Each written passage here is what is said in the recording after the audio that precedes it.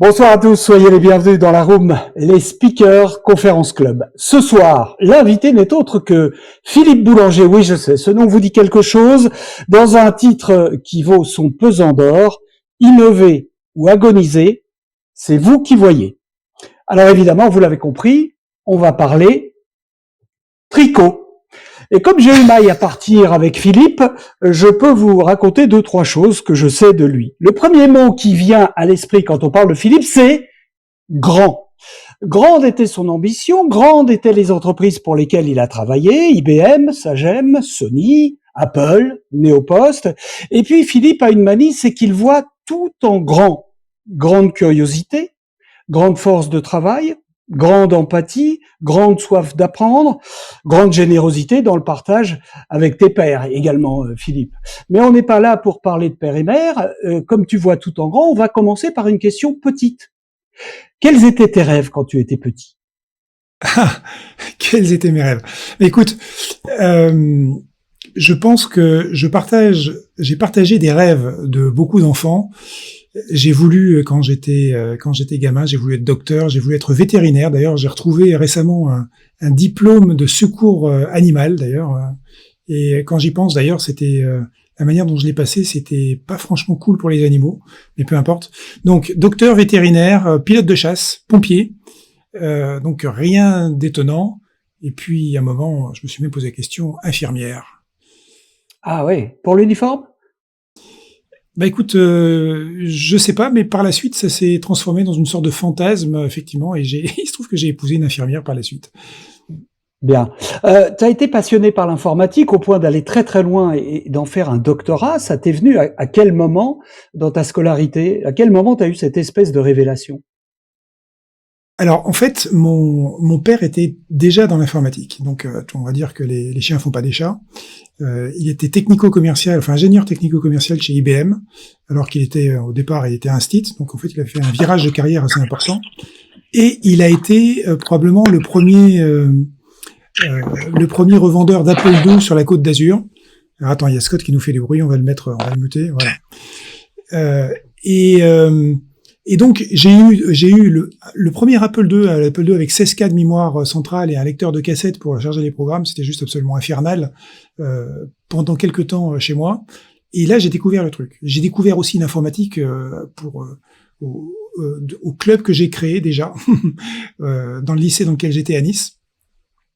Et en fait, c'est quelque chose qui m'a pris. Oui, j'avais 14 ans. Et 14 ans à l'époque, l'informatique de l'époque, c'est rien par rapport à ce qu'on a aujourd'hui. C'est infinitésimal. C'est un pouillème. Enfin, quand j'y pense, d'ailleurs, ce qu'on faisait à l'époque, c'est juste hallucinant avec le peu de moyens qu'on avait. Bien.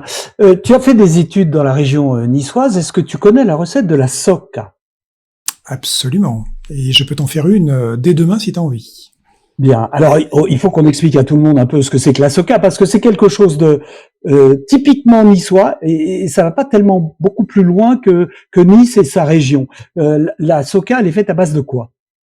Elle est faite à base de farine de pois chiches. Donc, tu prends de la farine de pois chiches, tu prends un petit peu d'huile d'olive, un petit peu d'eau. Donc, c'est très liquide au départ quand tu la prépares, et tu fais cuire ça. C'est comme une immense crêpe, en fait. Voilà. Que tu ils font ça sur des plaques. Sur des plaques, absolument, donc une plaque ronde, et tu vas la déguster après, tu la découpes en lamelles, je dirais, et tu vas la déguster avec du sel et du poivre en plus, et c'est étonnant, c'est quelque chose de moi que je trouve délicieux, et donc j'ai eu l'occasion effectivement d'en préparer ici, j'en ai même préparé aux États-Unis pour faire découvrir ça à mes amis américains. Bon, voilà, vous voyez la tournure que prennent les choses. Avec Philippe, on peut parler d'une immensité de sujets. Vous avez l'habitude de voir Philippe sur des sujets très consensuels. On va peut-être essayer de sortir un petit peu du cadre ce soir. Philippe Boulanger a plusieurs fonctions. Elles sont multiples, elles sont toutes intéressantes, passionnantes. C'est le conférencier que vous connaissez. l'évangéliste de l'innovation. D'ailleurs, je vais te demander si tu es rentré dans l'innovation, comme on rentre en religion. Et puis, Philippe, c'est aussi celui qui a co-créé avec Eric Blo, qui est avec nous ce soir, cette room. C'est quelque chose d'important. On en parlera tout à l'heure, Philippe, avec Eric, évidemment. Et on va parler de ta conférence et on va beaucoup parler d'innovation parce que c'est le moment ou jamais de parler d'innovation avec toi. Est-ce que tu es rentré dans l'innovation comme on rentre en religion? En fait, l'innovation, c'est un état d'esprit. Et on se rend pas compte qu'on a cet état d'esprit. Donc, j'ai détecté que dès mon plus jeune âge, quand on me disait non, quelle qu'en soit la raison, je trouvais toujours le moyen de faire les choses. Donc, à partir de là, on m'a refusé, par exemple, d'avoir une mobilette. J'ai pris des épaves de Solex et j'ai recréé un Solex qui fonctionnait, par exemple. Tu vois, voilà. Donc ouais. Ça, c'est la manière dont je fonctionne. C'est-à-dire, je vais trouver un chemin qui est pas forcément le chemin droit, clair pour tout le monde, qui va être détourné pour arriver à mes fins. Donc ça, c'est un exemple. Des exemples comme ça, j'en ai probablement une dizaine. Et donc, dès l'instant où tu commences à arriver dans la vie professionnelle, la question qui se pose, c'est à chaque fois qu'on te barre un chemin, comment tu vas faire? Donc, et là, on se retrouve dans les caractéristiques de base. Est-ce que je vais combattre? Est-ce que je vais passer par un autre chemin? Est-ce que je vais contourner? Est-ce que je vais changer de boîte? Donc, tout ça, ça m'est arrivé. Bien. Alors, on va passer tout ça en revue. Tu as un doctorat en informatique, mais tu t'es mis aussi à être un entrepreneur très tôt dans ta vie. Et ça aussi, c'est quelque chose qu'on peut attraper peut-être de génération en génération parce que on a des gènes ou pas d'entrepreneurs. Comment c'est venu dans ton cas? Alors peut-être qu'on a des gènes. En fait, mon père avait quitté IBM pour créer sa propre boîte de consultant en informatique. Et donc, je l'ai vu effectivement s'éclater beaucoup plus quand il était son propre patron que quand il était chez IBM. Est-ce que ça m'a influencé? C'est bien possible. En tout cas, je dirais pas non avec certitude. Et donc, effectivement, ce que j'ai fait d'étonnant, c'est que j'ai créé ma première boîte alors que j'étais toujours dans mes études d'informatique. Et le truc étonnant, c'est que j'étais doctorant chez IBM et j'ai quitté IBM parce que IBM ne me convenait pas. À l'époque, c'était poussiéreux à mourir. Et j'ai décidé de quitter IBM. Je me suis fait convoquer évidemment dans le bureau du directeur du centre de recherche de la Gaude, qui m'a dit mais Philippe, vous n'imaginez pas, non, tu n'imagines pas, on se tutoie chez IBM, tu n'imagines pas, mais pourquoi tu veux quitter IBM? Est-ce que tu te rends compte de la carrière que tu vas avoir ici? Et je lui ai dit oui, justement, je me rends compte et ça me va pas du tout. Et donc je suis parti. J'avais de toute manière créé une société en attendant. Et j'ai terminé mon doctorat dans mon entreprise. Donc en fait, c'est un truc qui se fait pas normalement et que j'ai fait et ça s'est super bien passé. Et j'ai même eu comme rapporteur de thèse quelqu'un que tu connais peut-être qui s'appelle Roland Moreno. Le créateur de la carte à puce. Exact. Ouais. Quel rapport tu avais avec lui, avec le rapporteur? Alors, Roland était, il était dans le monde Apple aussi en fait, puisque moi je développais pour le monde Apple et il avait créé une entreprise qui faisait des modems et des logiciels de télécom dans le monde Apple, des logiciels, je dirais, relativement simples. Et moi, j'étais parti aussi dans la voie télécom, mais sur des trucs un peu plus compliqués et beaucoup plus chers d'ailleurs à vendre. C'est en fait ça qui était très intéressant pour moi. Et donc Roland m'estimait pour ce que je faisais, comme moi je l'estimais pour ce qu'il faisait, puisqu'en dehors de l'aspect carte à puce, évidemment, il avait créé cette société dans le monde Apple, et donc on se rencontrait régulièrement. Et le jour où je lui ai demandé d'être, s'il voulait bien être mon rapporteur de thèse, il m'a dit mais avec grand plaisir, Philippe. Et donc ça s'est passé comme ça. Donc je suis allé le chercher un jour à l'aéroport pour ma soutenance, et c'était un moment dont je me rappelle encore. Alors ta thèse en main, il se passe quoi? Pardon? Ta thèse en main, il se passe quoi? En fait, pas grand-chose. C'était juste quelque chose que je voulais terminer parce que c'est quelque part. Comment dire? Qu'est-ce que c'est qu'une thèse? Je pouvais pas aller plus loin. En fait, ce qui s'est passé, c'est quand j'ai commencé mes études d'informatique, j'ai commencé par un DUT d'informatique de gestion. Et normalement, un DUT d'informatique de gestion, c'est un diplôme de fin, c'est-à-dire tu rentres dans une entreprise après. Le truc, c'est que pendant ce DUT, j'avais découvert l'informatique système et je me suis dit, je peux pas arrêter là. Donc du coup, je pars en licence. Puis en licence, je me dis, non, je peux pas arrêter là. Donc je fais une maîtrise Puis en maîtrise, je me dis non, je peux pas arrêter là, j'apprends trop de choses. Hein, ça, c'est l'addiction à l'apprentissage. Et donc je fais un DESS. Et puis à la fin du DESS, il y a un de mes profs qui me dit mais Philippe, ce que tu fais, c'est juste top. Tu devrais envisager le doctorat. Donc je demande l'équivalence DEA et que j'obtiens évidemment. Et du coup, je me lance dans le doctorat. Donc en fait, c'est quelque part cette frénésie d'apprendre et de progresser qui m'a fait aller jusqu'au bout. Et je me suis dit, si je vais pas jusqu'au bout en ayant démarré, ce serait dommage, quoi. Donc c'était pour moi, c'était évidemment le doctorat, c'était la fin, quoi. Mis à part refaire un autre doctorat dans un autre domaine, je voyais pas ce que je pouvais faire d'autre. D'accord. Et donc là, la folie et la curiosité, l'esprit d'entreprendre sont les plus forts. Et c'est ça qui te pousse. Et c'est ça qui me pousse, et c'est ça qui... et j'ai commencé à prendre des risques. Alors en fait, prendre des risques, ça veut dire avoir des employés quand tu es un entrepreneur. Donc, tu passes de l'état où tu es éventuellement tout seul à l'état où tu prends des employés. Je sais que certains d'entre nous dans la salle sont passés par là. Et prendre des employés, ça veut dire, OK, quel est le cash qu'il faut que je fasse rentrer à la fin du mois pour les payer? Et je me souviens très bien des nuits du dimanche au lundi où je dormais pas, en ayant dans la tête toutes ces actions qu'il fallait que je mette en place pour justement faire rentrer du cash. J'ai eu beaucoup de chance, ou j'ai été très bon, je sais pas, enfin, je pense que je préfère plutôt dire que j'ai eu beaucoup de chance, puisque j'ai jamais été négatif en trésorerie, et donc tout s'est très très bien passé dès le départ. Alors après, ça s'enchaîne assez rapidement finalement pour toi. Tu es attiré par des grandes entreprises et les expériences se succèdent et elles t'amènent aux États-Unis.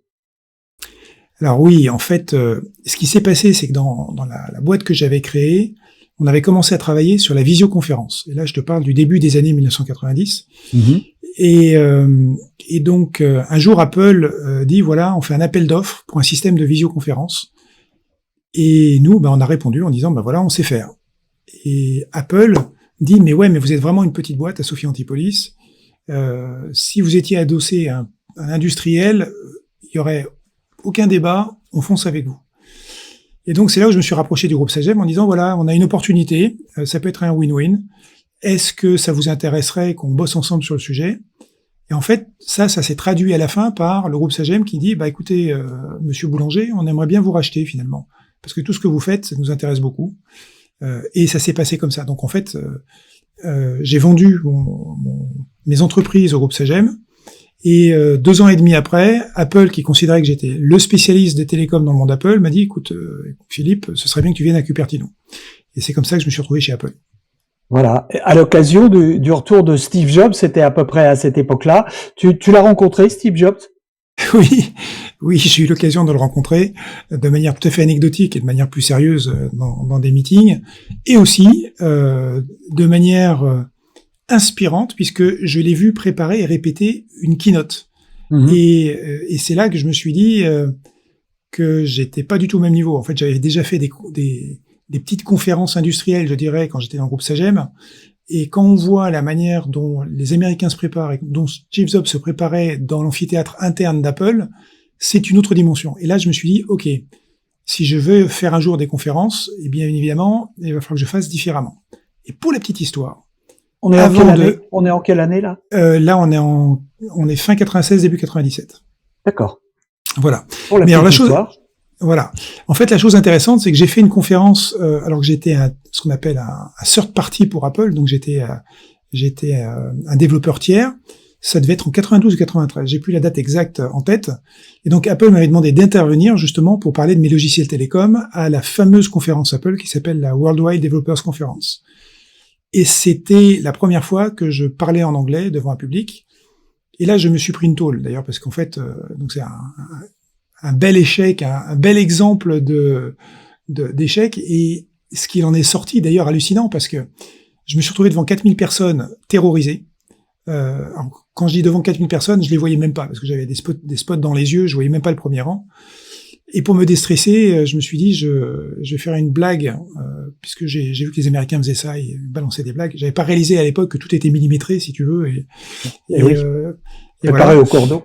Exactement. Et donc, je sors une vanne sur les Français et qui tombe complètement à plat. Personne ne rit. Et là, je me suis pris une trouille. Heureusement, le reste de ma conférence, c'était une démonstration technique, donc ça s'est très bien passé derrière. Mais après, les gens m'ont dit, on n'aurait pas voulu être à ta place. Et moi, ce jour-là, je me suis dit, plus jamais je ne parlerai en public. Donc c'est très amusant, si tu veux, de voir ça, parce qu'en fait, aujourd'hui, je suis conférencier professionnel, et en fait, ce que j'ai appris, si tu veux, suite à tout ce parcours, c'est que tous les plans que j'avais faits pour mon futur, dès le départ, se sont avérés faux. En tout cas, avec du délai. Parce que là, tu songeais déjà, c'est pour ça que je te demandais l'année 97, tu dis, si un jour je fais des conférences, regardez Steve Jobs, ça pourra me servir. Donc, il y avait déjà une petite graine de semer dans ton esprit, me semble-t-il. Mais c'est pour ça que je dis qu'il est inspirant, parce que du coup, il m'a donné envie de reconsidérer les choses. Bien. En dehors de sa propension à faire des keynotes inspirantes, qu'est-ce que tu as gardé de Steve Jobs? Qu'est-ce qui t'a inspiré dans le fait de l'avoir côtoyé? Peut-être pas beaucoup, parce que je pense que c'est une étoile filante, mais qu'est-ce que tu gardes de ton séjour chez Apple? Alors, il y a plusieurs choses. Il y a les choses que j'ai vues chez lui, et il y a les choses que j'ai vécues. Je me souviens la première presque rencontre que j'ai eue. Je dis presque rencontre parce que je l'attendais dans mon bureau et il est pas venu.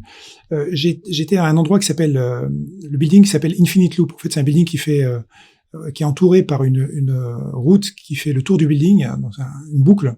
Infinite Loop, c'est je dirais une vision de l'informatique des développeurs quand un programme se met à boucler et n'arrive pas à s'arrêter. Donc c'est une vanne de développeurs, si tu veux. Et donc ce building faisait un tour comme ça, un rond avec un jardin au milieu et la cantine au milieu. Et Steve Jobs était sur le bureau qui était exactement à l'opposé du building de moi. Et donc un jour, j'ai un appel d'un collègue qui me dit, il y a Steve Jobs qui est en train de faire le tour du building dans les couloirs, ferme ton bureau. Et je lui dis, mais pourquoi tu veux que je ferme mon bureau? En fait, les gens étaient terrorisés par Steve parce que s'il rencontrait quelqu'un qu'il ne connaissait pas, ce qui était quand même relativement fréquent, il lui demandait instantanément qu'est-ce qu'il faisait comme mission dans la boîte. Et si le gars était pas capable de s'exprimer, Steve était capable de le virer instantanément. Donc du coup, il y avait une espèce de terreur qui se créait. Si tu rencontrais Steve Jobs, tu avais intérêt à savoir ce que tu faisais et comment tu le présentais. Et moi, j'étais très sûr de moi, très confiant, donc j'ai dit, non, je vais pas faire mon bureau, au contraire, je vais ouvrir la porte, tu vois. Et j'ai ouvert la porte. Et en fait, il s'est arrêté à 3 bureaux de moi et il est reparti en arrière. Donc j'étais un petit peu déçu ce jour-là. Mais ça te donne un petit peu une idée du fait qu'il était à la fois respecté, admiré et craint. Très craint, oui. Très craint, absolument. C'est le principe du management américain, quand même. La crainte est toujours présente, non? Pas forcément, non. En fait, je pense que Steve Jobs c'est un cas particulier. Maintenant, j'ai travaillé avec d'autres Américains et j'ai pas du tout ressenti la même chose. Donc, mais je pense que Steve avait cette caractéristique particulière d'être extrêmement clivant. Bien. Tu restes combien de temps chez Apple et tu y apprends quoi en résumé? J'y apprends l'inclusion et la diversité. Alors, la première semaine où je suis arrivé là-bas, j'ai eu un cours qui était imposé par les ressources humaines sur tout ce qu'on devait faire et ne pas faire en présence d'une femme, genre le bureau qui reste ouvert, avec une personne qui est visible à distance, genre ne pas prendre l'ascenseur seul avec une femme. Donc il y avait cette paranoïa, si tu veux, autour de tout ce qui est harcèlement sexuel, qui fait que on apprend très vite les choses. Et en même temps, j'ai appris à ne pas discriminer sur le sexe, la religion, l'origine ethnique, l'origine de naissance. Enfin, et quand je dis le sexe, c'est même l'orientation sexuelle. Donc en fait, très vite, on est dans un environnement où on apprend à respecter les gens pour ce qu'ils sont capables de faire pour l'entreprise et pas basé sur leur personnalité ou d'où ils viennent, quoi. Donc et ça, c'est quelque chose que j'ai ramené avec moi en Europe. Bien. Alors, pourquoi tu quittes Apple? Alors pourquoi je quitte Apple? Pourquoi il n'est pas resté? Il avait une carrière toute tracée. Pourquoi tu as quitté les États-Unis, Apple, la Californie? Tout à fait. Alors que, encore une fois, quand j'étais parti là-bas, c'était pour y rester. Et en fait, c'est très simple. J'ai un de mes enfants qui ne s'adaptait absolument pas à la situation là-bas. Et donc, le docteur qui le suivait nous a dit, vous avez qu'une seule possibilité pour lui donner une chance, c'est de revenir dans un environnement francophone. Et donc là, effectivement, ça a été un choix qui était très difficile. Et il se trouve que quand tu es directeur chez Apple, il y a un truc absolument dingue qui se passait à l'époque, qui doit toujours se passer, c'est que tu es appelé 2 à 3 fois par des chasseurs de tête, par jour. Donc évidemment, tu fais vite le tri.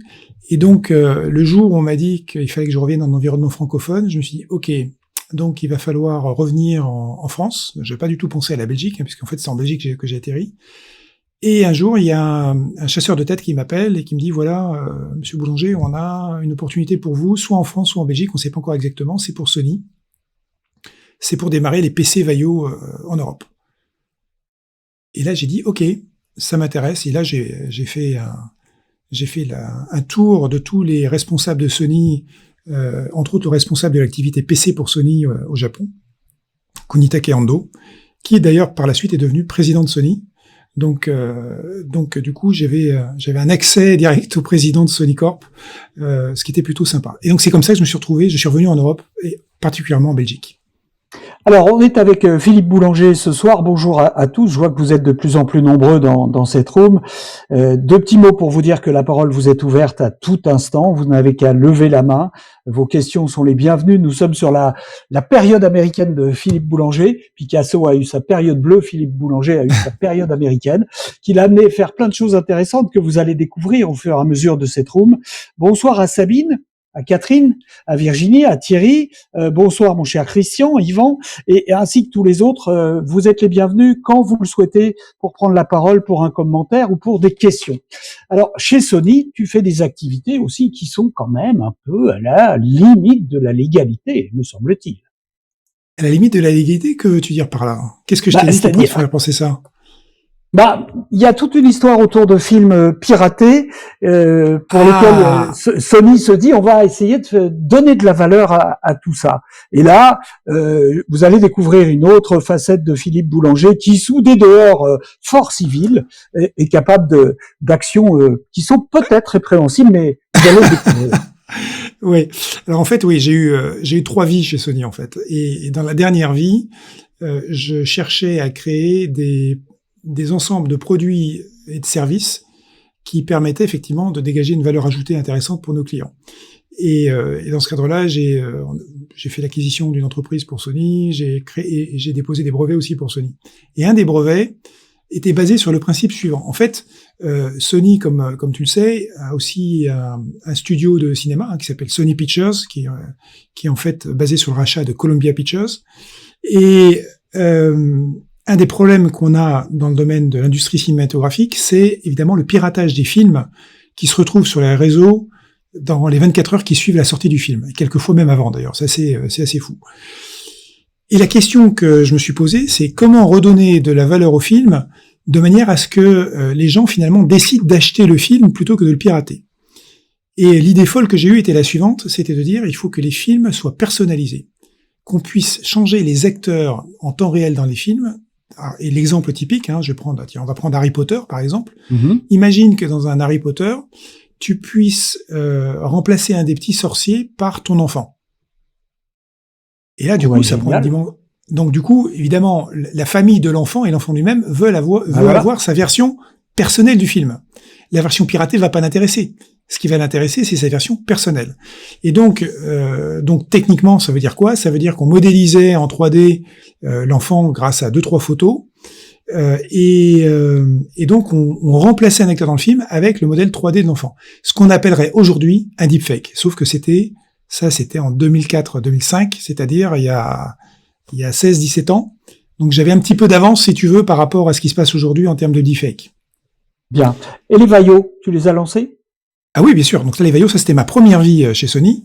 Donc et donc effectivement, on a démarré à 3. Donc il y avait le responsable de l'activité, un directeur marketing qui venait un general manager marketing qui venait de chez Olivetti. Moi, j'étais le general manager en charge de la technologie, de la technique et de la production. Bien. Donc, alors, tu as des idées. On voit l'appétence pour l'innovation déjà dans ce début de parcours. Sauf que ce joli projet d'image qui paraît commercialement très très intéressant, évidemment, parce qu'on se dit la famille va acheter ça d'une manière insensée. Il faut le déposer. Alors oui, le brevet a été déposé. Donc c'était un brevet déposé par Philippe Boulanger pour Sony, au nom de Sony. Et ce brevet devait me permettre, finalement, à un moment critique pour Sony. Sony était vraiment une situation qui était pas très sympathique à un moment, et donc Sony se divestissait d'un certain nombre de sujets. Et un jour, mon boss vient me voir en me disant: écoute Philippe, je sais pas si on va poursuivre sur ce projet, donc ce que je te propose, c'est de faire une spin-off, de créer une société à part. Tu récupères le brevet, Sony va garder des parts, et toi tu lèves des fonds pour démarrer le projet. Et je dis banco. Alors je dis banco, mais alors immédiatement, tu vois, parce que je repartais en mode entrepreneur, et c'était une opportunité tout de suite de démarrer, mais vraiment de manière extraordinaire. Et donc je commence à faire une étude, je vais me renseigner pour créer la société, et donc je me décide de la créer au Luxembourg. Ne me demande pas pourquoi. Donc je demande des autorisations pour... Oui, je demande les autorisations pour la créer au Luxembourg, autorisation que j'obtiens, et je commence à faire le tour des investisseurs en passant entre autres par les États-Unis. Alors, ce qu'il faut savoir, c'est que ce projet-là était tellement fun que j'ai été convoqué par Ando-san, qui était qui était devenu président. C'était le patron de Vaio avant, et était devenu président de Sony, pour que je lui présente le projet à Tokyo. Donc je suis allé à Tokyo pour une seule réunion, qui était cette réunion avec Ando-san et Hidei-san, qui était le CEO de l'époque. Je représente le projet, ils trouvent ça génial, et ils me disent: Philippe, on va t'ouvrir les studios. Donc ils m'ont ouvert les studios de Columbia, donc Sony Pictures. Ils m'ont dit: si tu veux, on te fait une introduction aussi chez Pixar, et puis chez George Lucas. Je dis: bah ok, mais très bien, parfait, allons-y. Et donc je me retrouve à Los Angeles, et je rencontre là-bas les ténors du cinéma, et tous me disent aux États-Unis, sans exception: ton projet il est génial, sauf que si tu veux faire ça, on a un problème, parce que la guilde des acteurs, ça va pas leur plaire. Les acteurs veulent savoir avec qui ils jouent. Donc si tu remplaces un acteur, voire même pire, si tu les remplaces eux, ils vont pas être d'accord du tout, sauf si tu les payes très cher. Et on me dit en plus, la guilde des réalisateurs et des scénaristes, ils vont être contre aussi, parce qu'ils veulent toucher aussi leur part. Donc en fait, tu sais, aux États-Unis, c'est bourré de syndicats et d'unions, et dans certains cas, tu peux rien faire sans passer par eux. Et donc ils m'ont dit: il faut que tu commences par l'Europe, où vous n'avez pas du tout ce problème dans le domaine du cinéma. Je dis: ok, bon, pourquoi pas. Auparavant, je passe aussi par une réunion d'investisseurs dans la Silicon Valley, et là, il y en a un qui me dit: écoutez, je suis prêt à mettre de l'argent pour votre projet. Par contre, il faudrait que vous démarriez par les films porno. Ah oui. Alors là, j'ai un problème, parce que ça marchera pas. J'ai Sony dans mon capital, et Sony s'interdit d'être dans cette industrie. Ce qui d'ailleurs était un foutage un petit peu, parce que Sony vendait bien son matériel pour filmer dans cette industrie. Donc, mais peu importe. Je reviens quand même en Europe, où j'arrive à avoir l'ensemble des fonds. Donc dont j'avais besoin pour cette spin-off. En fait, c'est vachement facile quand tu dis que t'as Sony qui a 30% des parts de la boîte, ouais. Tout de suite t'as l'écoute des investisseurs. Voilà. Et là, coup de théâtre, j'apprends que mon brevet ne peut pas être donné à la spin-off, parce qu'il est rentré dans le portefeuille qui est croisé avec IBM et Toshiba. Donc tu sais, il y a des accords de licence croisés avec des grosses sociétés. Oui. Et on ne peut pas le sortir du portefeuille. Donc, résultat, un des fondamentaux qui me permettait d'obtenir des fonds et de sécuriser la boîte avec un brevet, avec une propriété intellectuelle, s'écroulait. Et à partir de là, terminé. C'était fini. Bien, le brevet, il n'est pas tombé dans les oubliettes, il existe toujours. Il existe toujours. Ah ben, il appartient toujours à Sony. Hein. À Sony, signé Philippe Boulanger? Non, en fait, moi je suis que l'inventeur, mais le brevet ne m'appartient pas, il a été assigné à Sony, il appartient à Sony. Donc quand tu crées un brevet dans une entreprise, il appartient à cette entreprise. Alors c'est la règle générale, c'est qu'il est assigné à l'entreprise, et en fait dans les contrats de travail aujourd'hui, il est précisé que dans le cadre des procédés de création, d'invention ou de propriété intellectuelle ou industrielle, ça va être assigné à la compagnie. Alors, quelquefois, ils sont obligés de t'acheter le brevet pour 1 euro symbolique. D'accord ? D'accord. Mais c'est dans les contrats de travail. Comment se termine l'histoire avec Sony ? Parce que j'imagine que ça, c'est quand même un coup dur et qu'il faut rebondir après ça. Ah ben, c'est assez simple. Là, je me suis dit, OK, Sony, c'est fini pour moi. Et c'est là où je me suis remis je me suis remis en chasse, je me suis remis plutôt à l'écoute des propositions qui pouvaient tomber. Et entre autres, une des propositions était pour le groupe Neopost à l'époque. Et là, je me suis dit, je vais revenir sur une entreprise à taille plus humaine. Et surtout, je vais revenir dans un comité de direction, parce que l'inconvénient d'une société japonaise comme les sociétés américaines, c'est qu'en général, les prises de décision sont faites au siège. Donc, chez Sony, c'était fait à Tokyo, et c'est pour ça que j'allais quasiment une fois par mois à Tokyo. Et c'était extrêmement fatigant et pénible. Être au comité de direction d'une entreprise, du coup, ça a changé la donne. Neopost, ils font quoi qui t'intéresse? Alors, Neopost, ce qui était intéressant, c'est que c'était une société qui était extrêmement technologique, et qui l'est toujours d'ailleurs, pour un business qui n'était pas forcément très sexy, qui est le traitement du courrier. Ouais. En fait, le traitement du courrier, c'est quoi? C'est imprimer, par exemple, des timbres, imprimer des empreintes postales sur les enveloppes. Et imprimer une empreinte postale sur une enveloppe, c'est imprimer de l'argent. Ça veut dire que c'est hautement sécurisé. Et d'ailleurs, contrefaire un timbre, c'est puni de la même manière que contrefaire un billet de banque. Hein. C'est extrêmement, c'est extrêmement fortement pénalisé. Donc en fait, il y a de la technologie dans toutes les machines pour pouvoir imprimer des timbres. Et en fait, le grand point que je pouvais amener à Neopost, c'était justement un virage vers le digital de manière plus prononcée. Ce que j'ai fait de différentes manières d'ailleurs. Avec beaucoup d'innovation, avec de l'ouverture sur l'innovation à cette époque-là.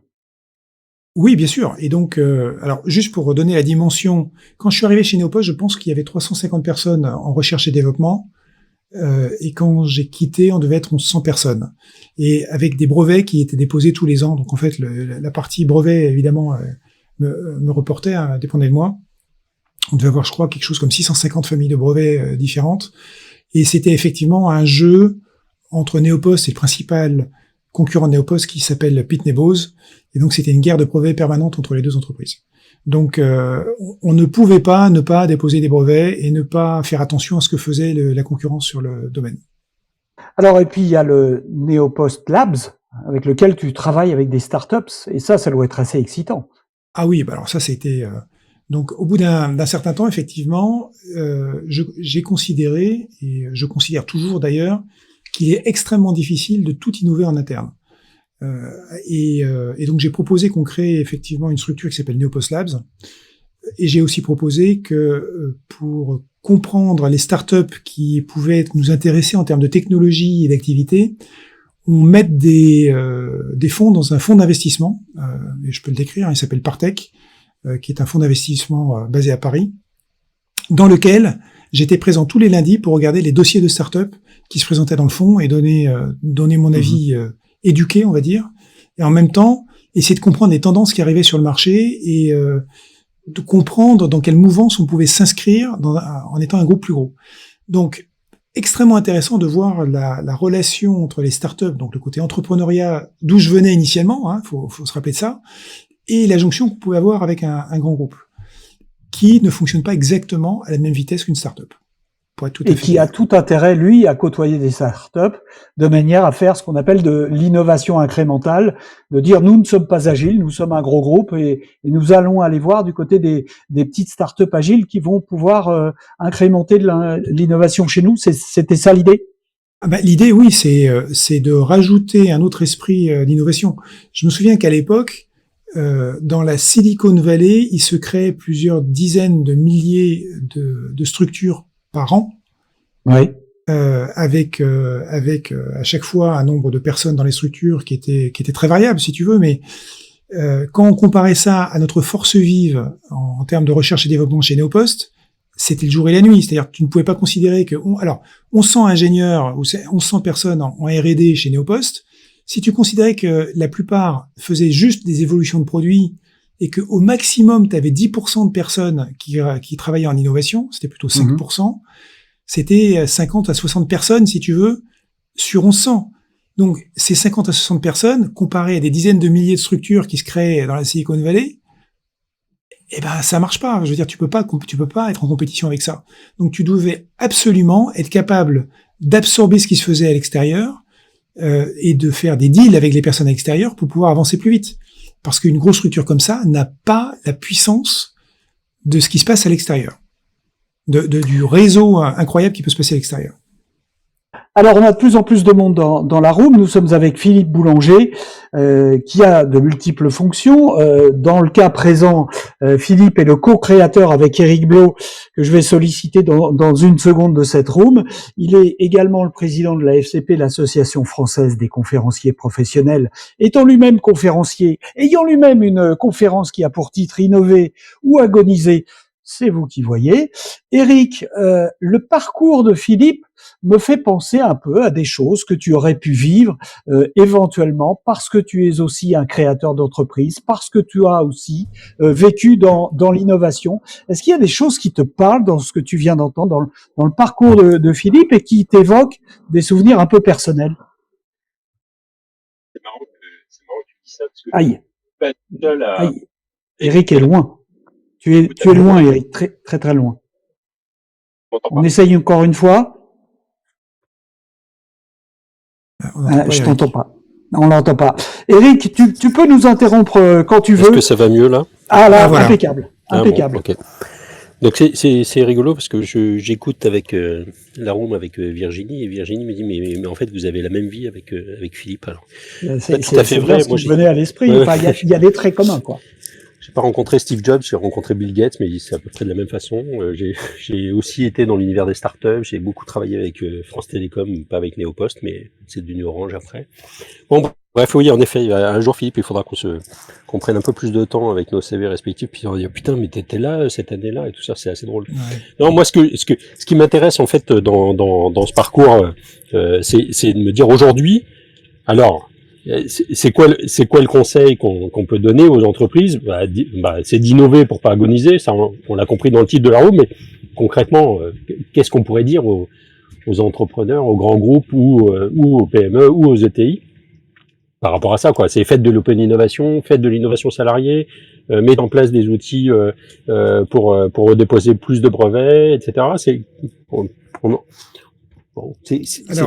quoi le principe un peu, et je sais en partie les réponses sont dans ta conférence, mais est-ce que tu peux spoiler un peu ta conférence sur ce sujet? Alors, les réponses sont pas forcément dans ma conférence parce que ma conférence elle est plutôt pour des entreprises qui sont déjà bien installées, qui sont un petit peu coincées, si tu veux, dans leur innovation aujourd'hui, donc qui ont besoin de redémarrer leur innovation. Et pour ça, j'ai une structure que j'appelle l'innovation intégrale, qui est basée sur la théorie intégrale. Alors, c'est amusant parce que on en a parlé très brièvement avec Bruno Marion lors de son intervention dans cette room, et c'est là que j'ai découvert qu'effectivement on avait des bases communes aussi avec Bruno Marion. Donc, si je dois parler effectivement de ce que devrait faire une start-up, c'est différent de ce que doit faire une ETI ou un grand groupe. Une start-up, bien évidemment, elle doit lancer en général son propre produit ou son propre service. Et la grande difficulté d'une startup, c'est de ne pas être monoproduit ou monoservice, parce que c'est la grande difficulté justement, c'est la mort du produit ou du service, parce qu'aujourd'hui tout va de plus en plus vite et tout est copié de manière de plus en plus rapide, si tu veux. Il y a même des organisations, des incubateurs spécifiques. Je pense à Rocket Internet en Allemagne, qui s'est fait la spécialité d'aller copier des business models de startup aux États-Unis qui fonctionnent, pour les dupliquer le plus rapidement possible dans les pays européens, voire les pays en développement, dans le but de revendre ces copies à la boîte originale qui s'est développée entre-temps. Donc, tout se copie très vite. Donc, quand tu es une start-up, tu dois non seulement faire évoluer ton produit, mais tu dois en permanence essayer de garder l'avance que tu as prise en créant ton produit, justement en innovant de manière continue. Un des problèmes qu'on voit aujourd'hui dans les grosses boîtes qui sont bien installées et qui ronronnent, c'est que l'innovation continue, qui est quelque chose que je conseille évidemment de manière très forte, n'existe pas. On commence à innover dès l'instant où on est en crise. Et le problème, c'est qu'en faisant ça, on prend du retard. On prend du retard par rapport à la compétition, on prend du retard par rapport à la dynamique qu'on devrait avoir pour avoir une entreprise qui soit durable. Pour moi, aujourd'hui, le cœur d'une entreprise durable, au-delà de tout l'aspect RSE, c'est bien évidemment de se débrouiller pour créer un futur à l'entreprise au-delà du trimestre ou au-delà de l'année fiscale. Alors, Philippe, l'innovation, dans sa définition, c'est la recherche constante d'amélioration de l'existant. C'est pas de la création, c'est de l'amélioration, l'innovation. Et on est tenté de se dire que finalement, toutes les entreprises se disent très vertueuses, très innovantes. À la limite, elles n'auraient pas besoin, normalement, qu'on leur parle d'innovation. Comment se fait-il? Non, je pense que le terme innovation est très mal compris par beaucoup de gens. On a une confusion entre innovation, créativité, invention. Si on parle d'invention, par exemple, on va trouver les brevets dans le cadre des inventions, il y a très peu de brevets qui sont réellement mis en application. Il y a des inventions qui sont totalement d'ailleurs farfelues, qui sont intéressantes à regarder et qui n'amèneront jamais à rien. La créativité, elle, c'est quelque chose qui va permettre d'adresser éventuellement un problème de manière très différente. Mais la créativité, on la trouve aussi dans l'art, hein, dans la peinture, dans la musique, d'accord ? Et on va la trouver dans la manière d'adresser un problème pour un client particulier. Et l'innovation, c'est de faire quelque chose qui fonctionne, qui va être pour un client spécifique, qui a un problème spécifique. Alors ça peut être un client interne, comme ça peut être un client externe. Donc par exemple, si on parle d'un problème, par exemple, si tu prends les exemples classiques, hein, tu prends le téléphone, les GSM ou les smartphones, le but effectivement était de faire des systèmes qui allaient plaire aux clients. Et il y a un exemple classique qui est celui des GSM qu'on avait à l'époque, qui était ce Nokia, qui étaient des trucs qui étaient indestructibles. Et le jour où Apple a sorti l'iPhone, ça a été un choc. Et en fait, l'innovation d'Apple dans ce cadre-là, c'était de remplacer 3 appareils en un seul. C'était de remplacer l'iPod, qui permettait d'avoir de la musique dans sa poche. Ça permettait de remplacer un BlackBerry ou un téléphone de type Nokia qui permettait de téléphoner et de faire quelques emails de manière assez limitée. Et ça permettait aussi d'accéder à Internet, donc de remplacer quelque part un ordinateur, et puis en fait de remplacer aussi un appareil photo numérique. Donc en fait, c'était 4 appareils qui étaient remplacés. Et 4 appareils avec leur bloc d'alimentation séparé. Donc tu pouvais pas transporter ça dans un costume, tu vois. Avec l'iPhone, tu pouvais. Donc l'innovation, ça a été de proposer un appareil qui faisait tout en un, à un moment où c'était très compliqué pour les utilisateurs d'avoir ces différentes fonctions simultanées. Donc on résolvait un problème qui n'était pas décrit par les utilisateurs, mais qui était un vrai problème pour la plupart des gens qui portaient ces appareils. Ils pouvaient pas avoir tout en même temps, c'était pas possible. Ce qu'on appelle une innovation de rupture. Alors, innovation de rupture, et là j'ai pas le temps d'en parler, mais quand l'iPhone est sorti, j'étais chez Sony, et j'avais déjà quitté Sony en fait, j'étais parti chez Neopost, mais en 2002, j'avais une grande discussion avec le patron de Sony Ericsson, qui était un ancien d'ailleurs de Vaio, c'est la raison pour laquelle j'avais aussi accès à lui, et je lui avais décrit pourquoi il fallait faire un produit comme l'iPhone. Et à l'époque, on m'avait dit, c'est pas possible. Je ne dirai pas pourquoi. Ça, ce sera dans le livre que je vais bientôt publier et tu auras la réponse là-dedans. D'accord. Alors, on parle d'innovation de rupture, c'est intéressant parce que effectivement, il y en a régulièrement. Je te propose de raisonner sur un exemple, ce qu'on appelle aux États-Unis, et pourquoi j'utilise ce terme, vous allez tous comprendre, breakthrough innovation, et c'est Kodak qui a loupé le virage de l'argentique vers le numérique. Comment une chose comme celle-là, aussi énorme, est-elle possible? Qu'aurait dû faire Kodak? Et pourquoi ont-ils loupé ce virage d'après toi? Alors, il y a 2 types d'informations que tu vas trouver sur le sujet. Il y a l'information qui est la plus commune, qui dit Kodak n'a pas vu le numérique arriver, et ce qui est complètement faux. Kodak avait le premier portefeuille de brevets sur la photographie numérique bien avant tout le monde. Donc, ils avaient vraiment fait quelque chose d'extraordinaire. Et ce qu'on ne sait pas, c'est que l'appareil photo qui était sorti par Apple, il y a eu plusieurs versions qui s'appelaient les QuickTake, était en fait un appareil photo qui a été fait par Kodak. Alors, c'était vraiment les bribes de la photographie numérique, hein, parce qu'en fait, on prenait, la taille des photos était limitée. Dans mon souvenir, c'était du 640 par 480 en nombre de pixels, c'est-à-dire c'est rien, encore une fois, par rapport à ce qu'on a aujourd'hui. Et les photos, on devait les charger à travers un câble vers son Macintosh, et c'était assez long. Donc en fait, c'était pas super comme produit, mais ça marchait. Et c'était fait par Kodak. Kodak n'a pas voulu mettre son nom sur l'appareil parce qu'il considérait que c'était un risque potentiel pour la marque Kodak. Donc ils avaient pris le virage du numérique et ils savaient faire.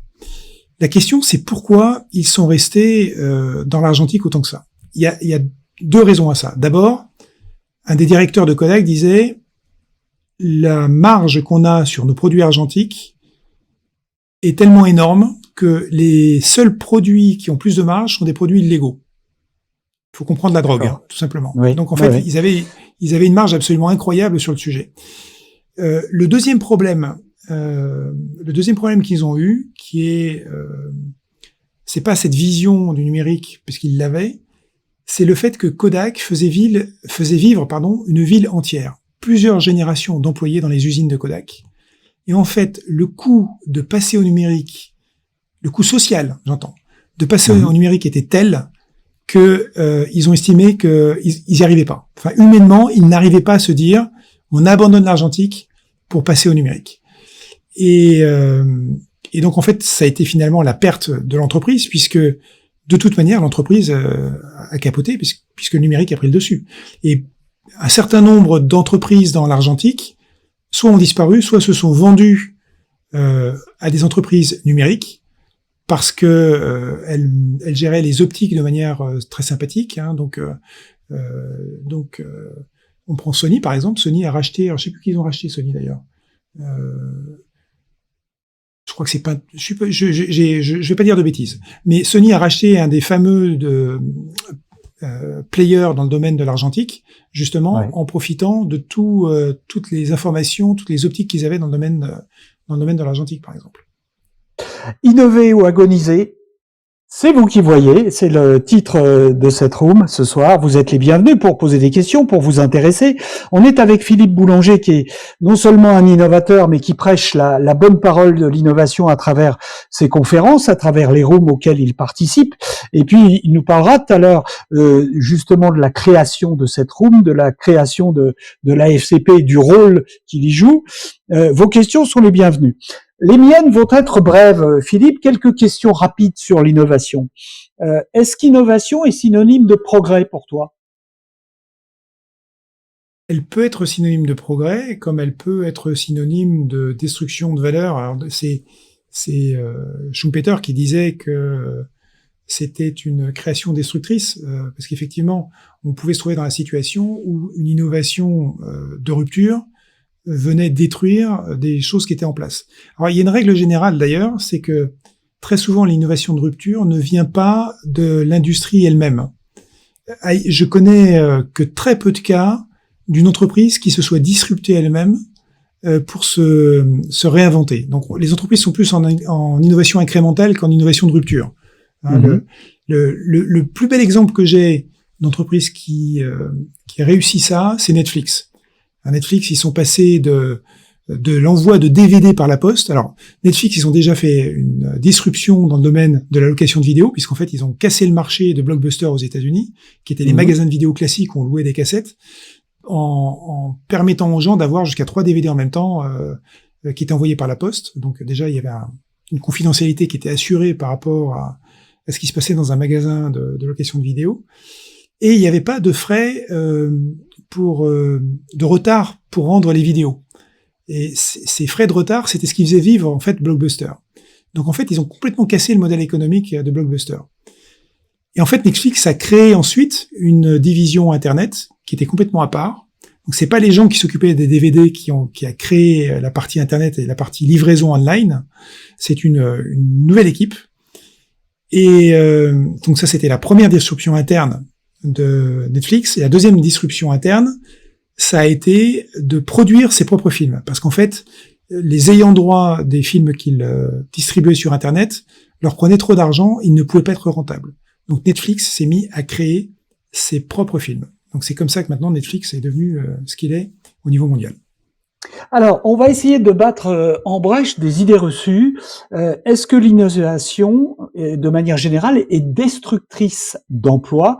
Et là, on en vient à ce qu'on appelait la destruction créatrice, qui est une théorie d'un économiste autrichien qui s'appelle Schumpeter, et qui nous dit, ben voilà, à chaque révolution industrielle, quand on passe de la charrette à la voiture, on a détruit des emplois, mais on en a créé d'autres. Quand on laisse la bougie pour aller vers l'ampoule électrique, celle qui donne des idées à des gens comme Eric Blau, on crée des emplois, etc. Qu'en est-il aujourd'hui? Est-ce qu'on est toujours dans cette dynamique? On est toujours dans cette dynamique. Donc effectivement, quand tu as certaines innovations de rupture, tu risques de détruire des entreprises, et c'est la réalité. Hein, il y a des entreprises qui sont détruites. Par contre, ça en crée d'autres, et donc on va déplacer, et ça va créer cette mouvance, parce que bien évidemment, on n'a pas envie de rester les deux pieds dans le même sabot. Et en fait, avec les technologies qui évoluent, les opportunités sont créées aussi. C'est-à-dire que si tu prends par exemple aujourd'hui l'intelligence artificielle, il y a une grande peur sur l'intelligence artificielle qui est, bien évidemment, on va remplacer des emplois. Aujourd'hui, l'intelligence artificielle, elle va augmenter surtout les emplois. Et en fait, ça permet de faire tellement de choses nouvelles que du coup, ça crée aussi plein d'emplois. Donc l'intelligence artificielle, si tu veux, moi je la considère aujourd'hui comme étant quelque chose d'aussi essentiel que la création des microprocesseurs à l'époque, ou même la création d'électricité à l'époque. Tu vas la trouver partout. Et on l'utilise d'ailleurs aujourd'hui en permanence. Hein, bien sûr, on en a dans nos téléphones. Exactement. Donc, on trouve de plus en plus de programmes d'intelligence artificielle où l'intelligence artificielle est cachée. D'ailleurs, je viens de déclencher mon téléphone sans le faire exprès, d'ailleurs, en disant les mots magiques. Donc l'intelligence artificielle, elle est cachée et on l'utilise sans le savoir. Est-ce que l'innovation se mesure au nombre de brevets? Tu nous parlais de brevets tout à l'heure, des problématiques que tu avais eues avec les brevets. Et puis on entend des statistiques régulièrement. C'est la Chine qui a le plus de brevets, c'est les États-Unis. C'est à ça qu'on mesure l'aune de l'innovation? C'est ce qu'on appelle un proxy, c'est-à-dire que ça permet de voir quelles sont les entreprises qui sont actives ou quels sont les pays qui sont actifs dans certains domaines. C'est surtout là où c'est très intéressant de regarder les brevets. Évidemment que ça va nous permettre d'avoir une idée des grandes innovations qui peuvent apparaître. Par contre, les brevets, ça suffit pas. Aujourd'hui, on est dans un monde qui est en accélération permanente. Et ça, par contre, j'en parle dans mes conférences. Je démontre comment on est dans une accélération permanente depuis les chasseurs-cueilleurs. Donc, je remonte assez loin. Hein, donc, à une époque où il n'y avait pas de smartphone. Et donc cette accélération fait que les brevets sont pas forcément les voies les plus rapides pour créer une entreprise et défendre une entreprise. C'est très souvent aujourd'hui, en tout cas dans le domaine de l'informatique ou dans le domaine de la high-tech, le secret, ce qu'on appelle le trade secret, hein, donc le secret industriel ou le secret du commerce, qui va faire qu'on ne va pas surtout décrire la manière dont on fait les choses. Parce que l'inconvénient d'un brevet, c'est qu'on est obligé de décrire comment on fait les choses. Donc du coup, et qu'il peut être contrefait. Et donc, alors il peut être contrefait, et il faut se défendre. Donc c'est aussi comme une marque, c'est-à-dire que un brevet ne va pas empêcher quelqu'un de te copier en fait. C'est ça qui est terrible. Ça va permettre de mieux te défendre. Mais si tu te défends pas, eh bien, on va considérer que ton brevet est tombé dans le domaine public.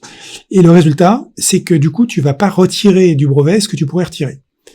Donc, si tu déposes un brevet, ce qui coûte cher par ailleurs, eh bien, tu te dois en plus de le défendre.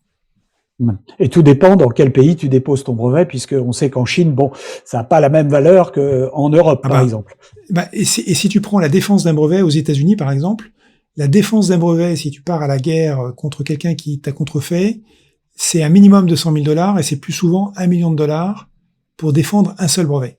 Donc, si tu es une petite start-up, tu oublies, hein, tu vas pas passer ton temps à ça.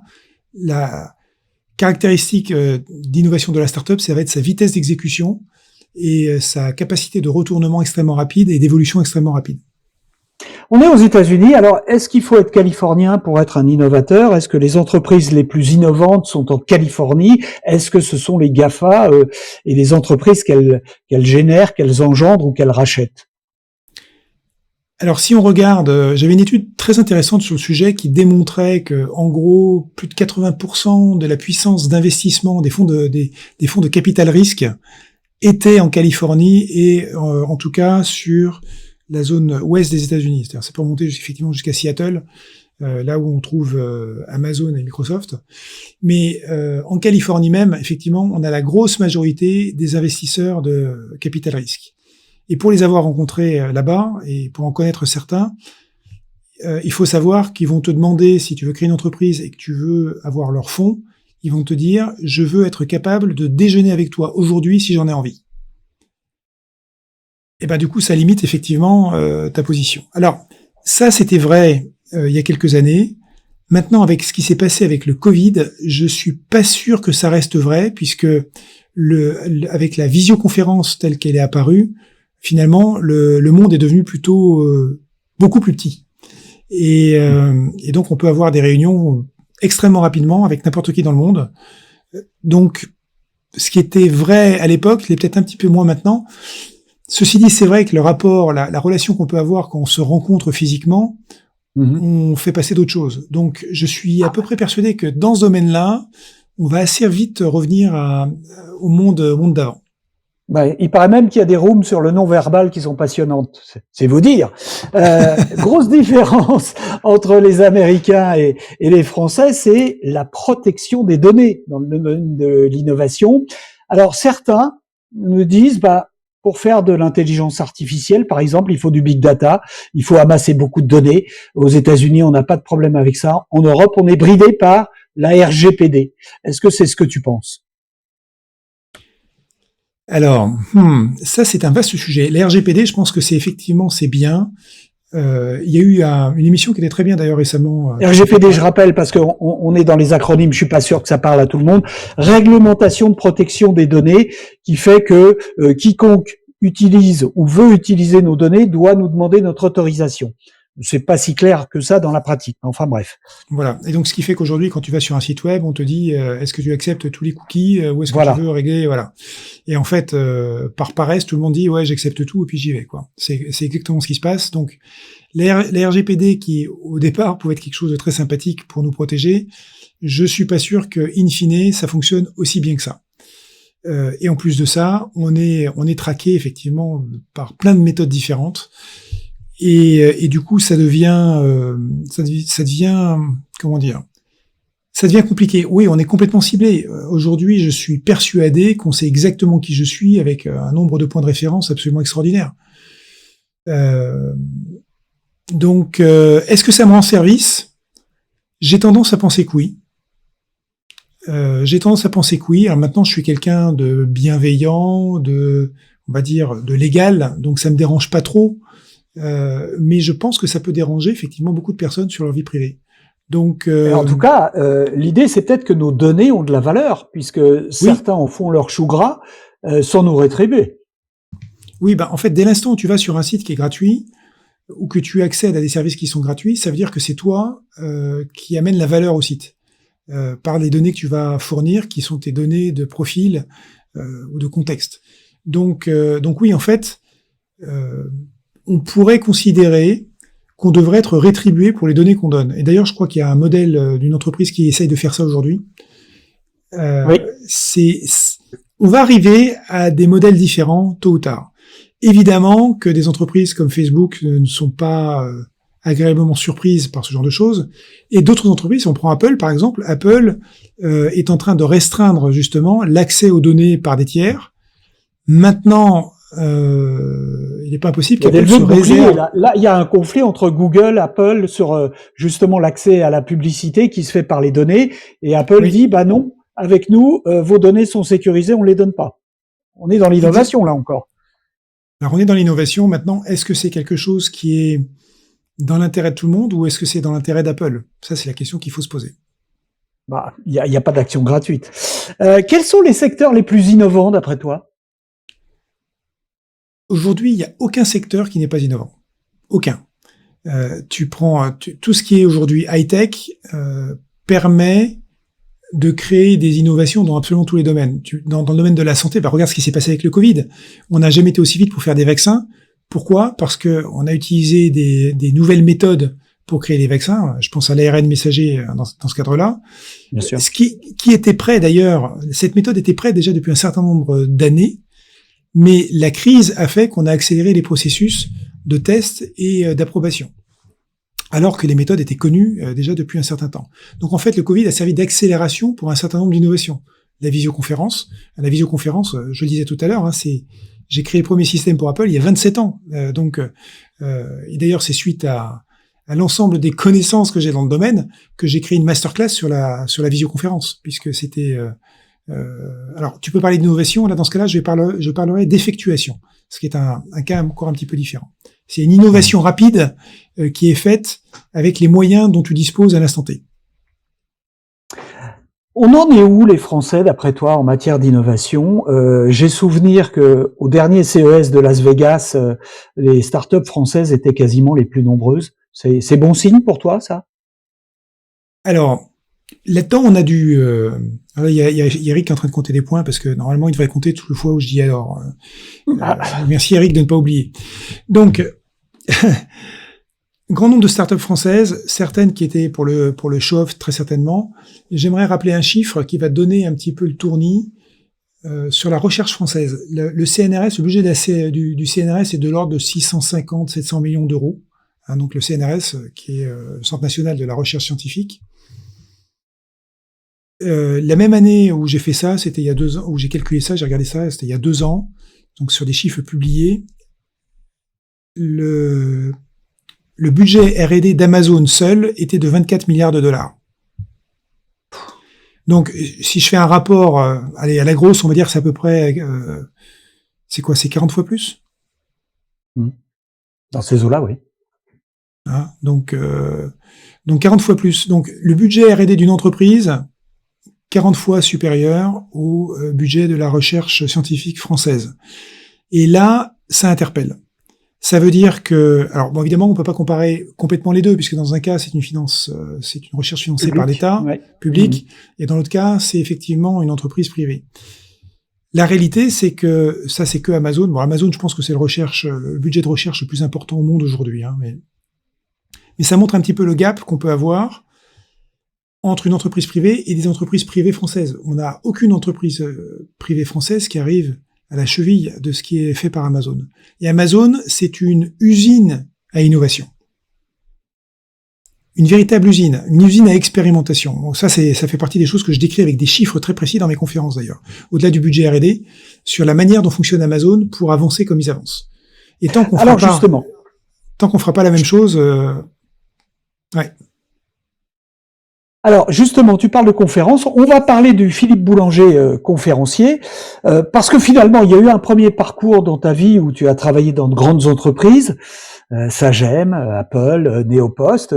À une époque, tu avais un métier honorable. Et puis un jour, tu décides de changer, tu deviens conférencier. Ouais. Quand s'est fait la bascule, comment?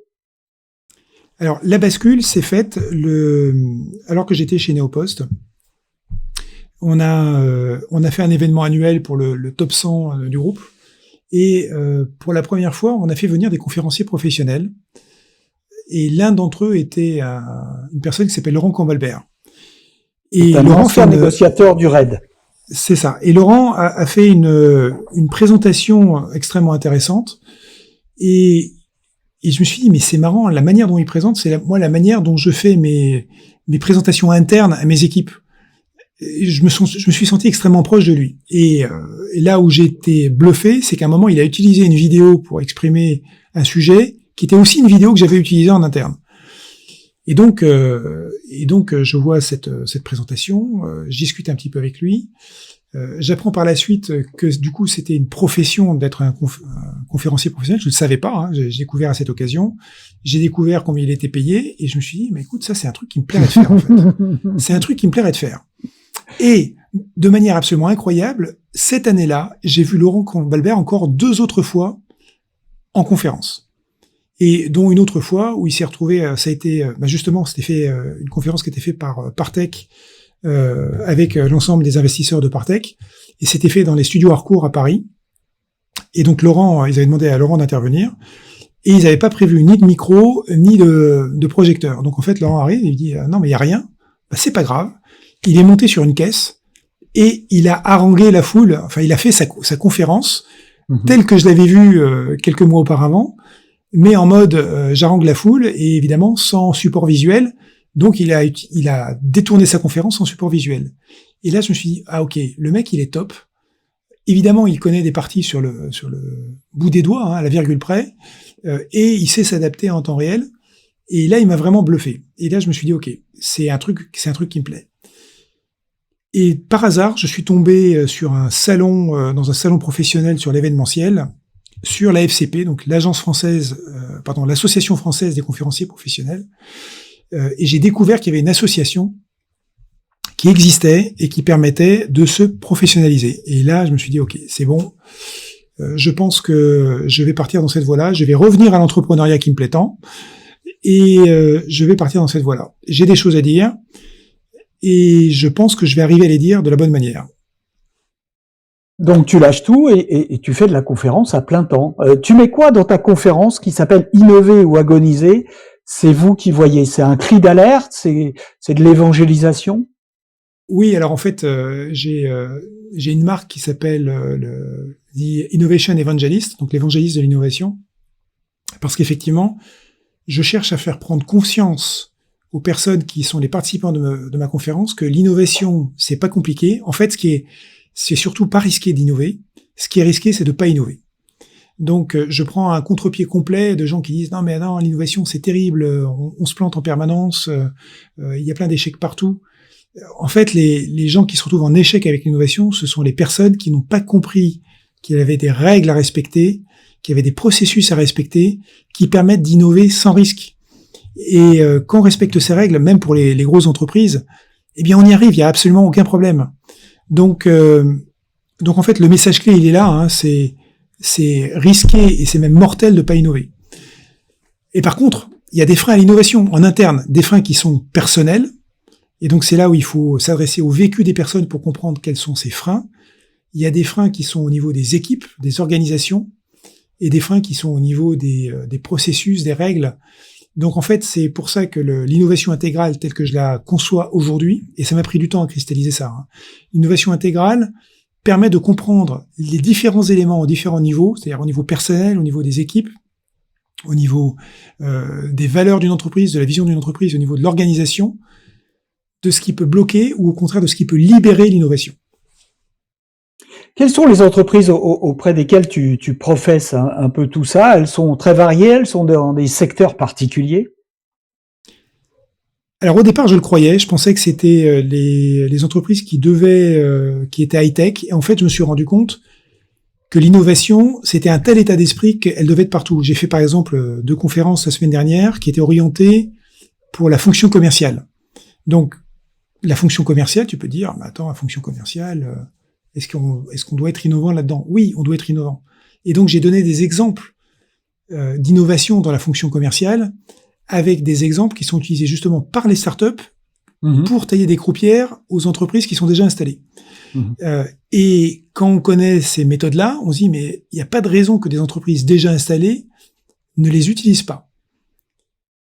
Donc du coup, c'est un éveil à la conscience de l'innovation, aussi bien pour des patrons d'entreprise que des commerçants, alors je vais dire des directeurs commerciaux ou des managers dans le domaine du commerce. Mais en fait, les exemples que je peux trouver, ça peut être aussi bien dans le marketing, dans les ressources humaines, dans la création de produits. En fait, c'est un état d'esprit qui est absolument global et transversal dans une entreprise. Donc, à partir de là, tu peux t'adresser à toutes les entreprises.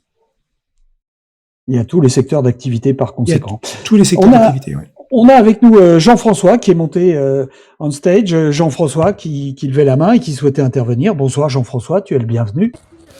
Oui, bonsoir à tous, bonsoir à l'audience également qui, je pense, se régale des différentes interventions de Philippe et de tes questions très justes, Christian, également, qui donnent une dynamique délicieuse. Merci. Je souhaitais du coup interpeller éventuellement Philippe et avoir son regard sur ce que j'allais poser là. Au-delà de la définition de l'innovation, j'ai construit moi une chance d'avoir connu justement l'entreprise, l'administration dans 2 hémisphères différents, donc l'Amérique du Nord et puis l'Europe. Et l'innovation justement est abordée est abordée. Oui, elle est pensée, abordée, déployée et suivie selon deux logiques bien totalement différentes. Que je résume. Du côté nord-américain, c'est de faire naître absolument une idée et de là, le reste, le juridique, les moyens, enfin, tous les moyens viendront par la suite. Chez nous, côté européen, on est beaucoup plus dans nous, il n'y a pas de doute, il y a des idées, mais comment les protéger? Donc, c'est-à-dire qu'on se focus, on se concentre davantage sur une espèce de barrière juridique, c'est-à-dire comment se protéger, se prémunir légalement, juridiquement, contractuellement. Enfin voilà, on base tout sur la loi pour faire naître et protéger l'idée qu'on a. Et donc ma question était la suivante, Philippe, comme j'ai assisté au début de la room, tu disais que tu as eu plusieurs vies et une côté asiatique. Je sais qu'il y a encore une troisième stratégie côté Asie, et j'aimerais justement vous entendre justement par rapport à ce que j'exposais tout à l'heure. Merci pour cette question. Oui, alors en fait, en Asie, encore une fois, il y a autant de cultures que de pays. Si on prend la Chine et le Japon, par exemple, qui sont relativement proches géographiquement, c'est deux choses différentes. Si par exemple en Chine, tu vas pas avoir de respect de la propriété intellectuelle. En fait, le principe de la Chine et de la culture de la Chine, c'est que dès l'instant où quelqu'un a une idée, elle se partage. Et c'est ce qui fait que on a eu plusieurs cas de Chinois qui sont arrivés en Europe ou on va dire en zone occidentale et qui ont récupéré des informations pour les renvoyer en Chine. Pour eux, c'était normal. Ils n'avaient pas l'impression de voler de la propriété intellectuelle parce que pour eux, c'était absolument normal. Ça fait partie de la culture, d'accord ? Donc, la Chine, c'est un cas spécial. Tout appartient au Parti communiste. Alors, tout appartient à la population, éventuellement au Parti communiste, mais en tout cas, tu vois pour... Voilà. Donc du coup, c'est compliqué. Et d'ailleurs, une des grandes batailles de l'Occident par rapport à la Chine, c'est justement de faire reconnaître la propriété intellectuelle. Et aujourd'hui, la Chine commence à bien reconnaître ça et justement dépose énormément de brevets pour être reconnue aussi du côté occidental. Si on prend le cas du Japon, donc j'ai eu l'occasion de voir comment travaillait Sony. Donc il y a eu évidemment des dépôts de brevets chez Sony, mais Sony, en fait, alors les gens disent Sony c'est une superbe société marketing, non, c'est une société d'ingénieurs Sony. C'est des ingénieurs qui ont des idées et qui vont les tester, donc ils vont créer un produit, ils vont créer des prototypes, ils vont les tester sur le terrain au Japon, et une fois que ça fonctionne au Japon, ils vont les déployer dans le reste du monde. Alors c'est un processus qui est très bien en termes d'innovation, parce qu'effectivement tu prends moins de risques, tu vas pas exposer une production si elle marche pas au Japon, ailleurs dans le reste du monde, sauf que dans certains cas, tu pourrais te dire, on pourrait aller plus vite si le produit est vraiment bon. Et je me souviens justement quand on déployait la gamme Vaio, je me souviens du Vaio 505 qui était un Vaio qui était extraordinairement fin, qui était superbe. Quand je l'ai vu en prototype dans les labos de Sony, j'ai dit mais là vous allez faire un carton, mais ça va être extraordinaire. Il faut qu'on ait en Europe le plus tôt possible. Et on m'a dit non, on fait comme d'habitude. On déploie au Japon, donc c'était un format, ce qu'on appelle le format B5, donc c'est un format assez petit de Vaio. On déploie d'abord au Japon, si ça fonctionne, c'est ensuite les États-Unis, et ensuite c'est l'Europe. Et donc en gros, il allait se passer 1 an entre la sortie du Japon et la sortie en Europe. Donc Sony sort son produit au Japon, ça fait un carton. Toshiba se dit idée géniale, sauf que Toshiba, eux, ils ont l'habitude de déployer mondialement dès le début. Résultat, Toshiba a copié le modèle Sony pour sortir un modèle sur le même format, B5, et ils l'ont sorti dans le monde entier. Dans le monde entier, du coup, Toshiba était considéré comme le précurseur de ce modèle, alors qu'en fait, c'était Sony qui avait créé cette chose-là. Simplement parce que la méthode de déploiement n'était pas la même. Donc en fait, même au sein du Japon, tu vois qu'il y a des structures qui sont différentes. Et c'est ça qui fait la richesse de l'innovation dans le monde entier, c'est que chaque entreprise peut avoir sa propre culture de l'innovation. Et ça, je trouve ça absolument fabuleux. Ah, Christian, on t'entend plus. Tu as coupé ton micro sur Clubhouse. Si, ton micro est coupé sur Clubhouse, je te promets. Je le vois ici. Ah, bah ok, bah écoute, manifestement, tu as perdu la voix. C'est embêtant. J'ai peur que tu doives quitter la room et revenir. Donc, Du coup, je me permets, Philippe, oui. de te remercier déjà pour cette réponse très éclairante. Du coup, j'observais aussi en contre-champ que regarde sur les nouvelles techno, le Bitcoin, l'IA, que nos amis d'Asie ont une stratégie, moi, que je trouve extrêmement intéressante quand on la regarde d'un point de vue marché, d'un point de vue acquisition, d'un point de vue propriété intellectuelle, qui est la suivante. Alors, je voulais avoir ton regard. C'est, par exemple, je prends un exemple pour appuyer ma démonstration, la filière minière, par exemple, sans forcément être un expert. Eh bien, l'Asie fait chuter, fait chuter le cours de bourse pour que justement la valeur soit, on va dire, assez faible, sans forcément donner un niveau, et pour pouvoir acquérir non seulement tous les terrains, mais aussi toutes les propriétés intellectuelles et d'exploitation pour fournir ensuite le reste du monde. Ah, tu parles typiquement des terres rares qui servent dans le domaine des semi-conducteurs, par exemple? Oui, par exemple, tu as bien compris. Donc du coup, sur la base de cet exemple, je regarde aussi l'IA qui est le même style.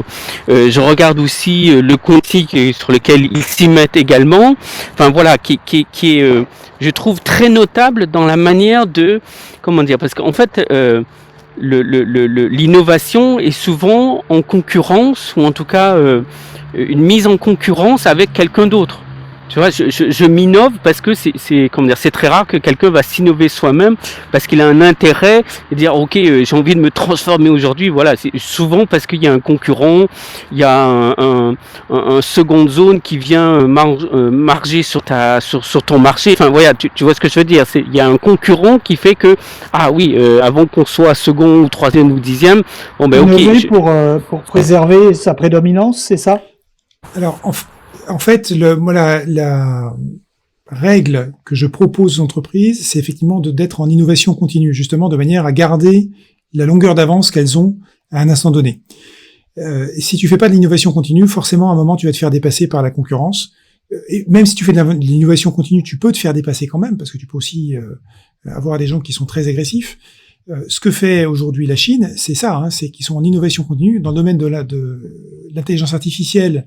Ils ont sorti récemment une intelligence artificielle qui est 10 fois plus puissante que celle qui était la plus puissante faite par Google. Donc c'est juste hallucinant ce qu'ils ont fait.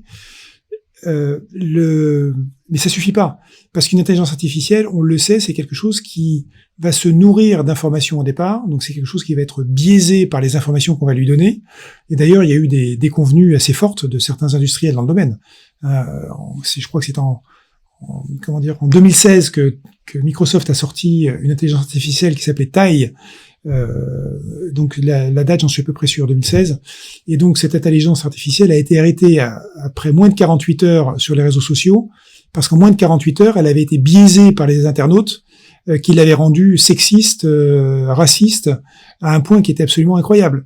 Donc l'intelligence artificielle ou les algorithmes ne suffisent pas, c'est aussi les données qu'on va leur donner qui vont faire la différence. Tu prends exactement la même intelligence artificielle que tu donnes aux Chinois et aux Américains, c'est la manière dont ils vont la nourrir qui va faire la différence dans la capacité d'arriver à des solutions qui vont être des solutions intéressantes. Et on peut arriver à des choses totalement différentes et antagonistes. Bon, ceci dit, les Chinois, effectivement, ils ont décidé stratégiquement d'attaquer un certain nombre de domaines, dont l'intelligence artificielle. Il veut devenir la première puissance mondiale dans ce domaine-là. Et c'est à nous de réagir. Il ne faut pas qu'on se laisse faire. Il faut qu'on continue d'innover. Philippe, est-ce que Clubhouse, c'est quelque chose que tu trouves innovant? Ça a été créé il y a quelques mois. On va parler de la création de cette room avec Eric dans quelques instants. Clubhouse, pour toi, c'est C'est le principe de l'innovation ou pas? Alors, oui, c'est un principe d'innovation, puisqu'en fait, c'était quelque chose de nouveau. Ça a permis de créer des choses qui n'étaient pas prévues avant, des modèles économiques qui n'étaient pas prévus avant. Maintenant, il faut le voir comme une expérimentation. On ne sait pas si Clubhouse va continuer, parce qu'évidemment, on voit que Facebook réagit, Twitter réagit, LinkedIn va réagir aussi. Donc les réseaux sociaux historiques vont réagir et vont essayer de reprendre la part de marché ou la part de mindset qu'ils ont perdu avec Clubhouse. Ceci dit, Clubhouse aux États-Unis, ça marche très bien. J'ai pas mal de collègues qui sont sur Clubhouse et qui font du business sur Clubhouse de manière extrêmement intéressante. Mmh. Donc il y a quelque chose. Aujourd'hui, avec Eric, on a décidé d'expérimenter avec cette room qu'on a créée ensemble, où on a décidé d'avoir donc un certain nombre d'intervenants qui allaient venir régulièrement. On ne sait pas encore jusqu'où on va aller dans ce domaine-là. Donc là, on va faire le break de l'été après le break de l'été. Puis en septembre, on va décider de comment on redémarre et sous quel format on redémarre. Donc aujourd'hui, on a un format qui fonctionne bien, qui est plutôt sympathique, avec lequel les personnes qui assistent nous disent à chaque fois « j'ai appris quelque chose ». Donc, on essaye d'avoir du qualitatif dans nos rooms. Alors, je ne sais pas si ce soir, les gens vont considérer qu'ils avaient du qualitatif, je l'espère aussi. Mais il faut vraiment le vivre comme étant une expérimentation. Ça nous donne de toute manière de la visibilité, aussi bien pour Eric que pour moi, que pour toutes les participants qui sont venus, les intervenants qui sont venus au sein de la room, d'autant plus que tout est enregistré et qu'on a mis en place un replay sur YouTube. La chaîne YouTube de la FCP.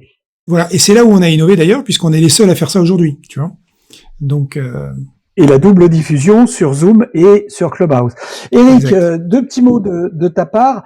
Est-ce que tu es parti sur Clubhouse avec Philippe le nez au vent? Est-ce que tu en attendais quelque chose de particulier? Est-ce que tu as un bilan à en faire?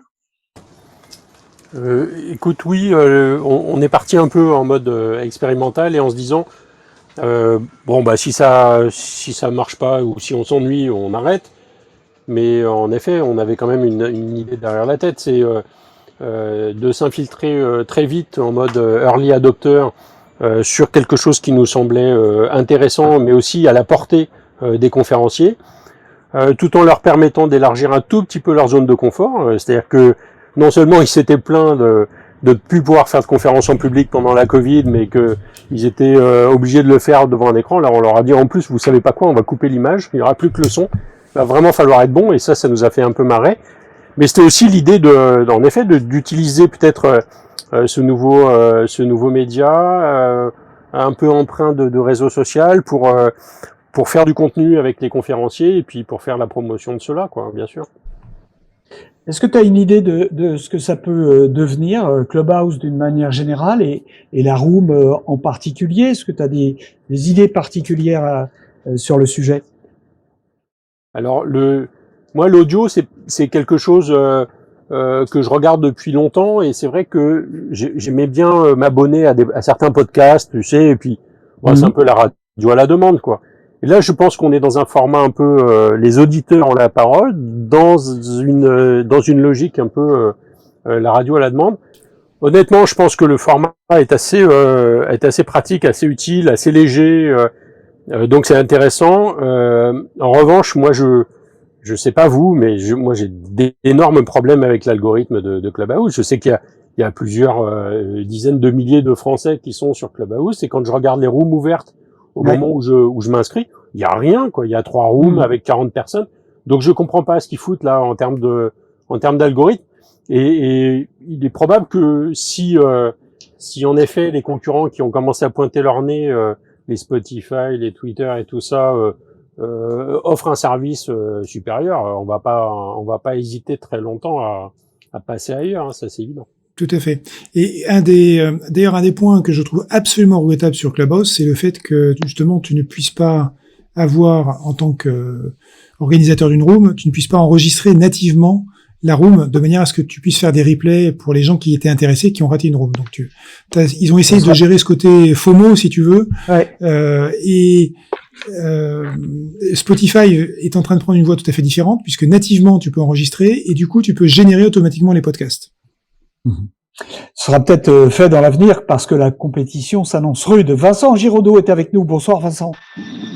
Ouais, salut à tous. Alors désolé, j'ai pas assisté au début. J'ai juste de me connecter, mais j'avais juste une remarque et une question. Alors une remarque, c'est que pour ce que j'ai pu assister à différentes rooms, essentiellement celle de la FCP, il y a vraiment à chaque fois du fond. Et on apprend des choses, et c'est vrai que j'ai assisté à d'autres rooms sur le même sujet, la prise de parole en public, etc. C'était assez catastrophique, et je vous invite à interroger Thierry Vatelet. Une fois, j'étais à une room où il a défoncé les organisateurs en disant, attendez, c'est quand même un truc professionnel et on peut pas se permettre d'être aussi léger. Et c'est vrai que j'avais un peu halluciné, donc je tenais à vous le dire. À chaque fois, il y a eu que du qualitatif, aussi bien sur l'organisation que sur les intervenants.